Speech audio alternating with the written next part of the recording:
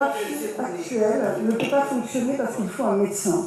Eh bien, mettez-le en place. Nous exigeons un scanner médical. Vous devez l'entendre. Il n'y aura pas de négociation.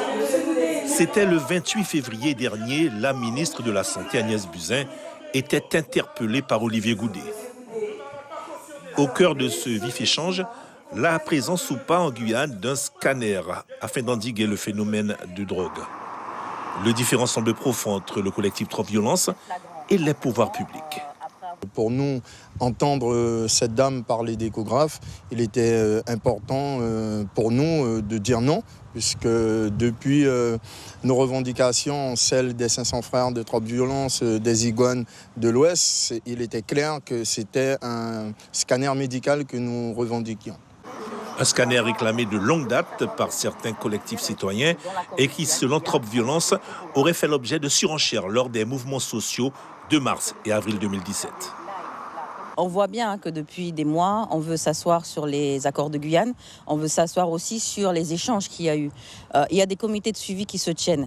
Donc c'est pour ça qu'Olivier Goudet s'énerve, enfin pas s'énerve, mais est virulent et s'exprime lors de cette visite-là. Et surtout après les propos de la ministre, puisque nous ne pouvons pas nous amuser à faire des réunions avec tous les services de l'État où on parle de scanner depuis des mois. Et puis là, aujourd'hui, on en revient à un échographe.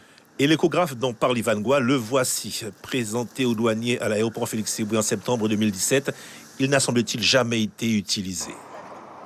Un échographe qui, je le rappelle, est sur le territoire depuis 1 an et demi, n'a jamais été installé et ne sert à rien de l'avis de tous. Aujourd'hui, ce qu'il nous faut pour lutter contre la drogue, c'est un scanner.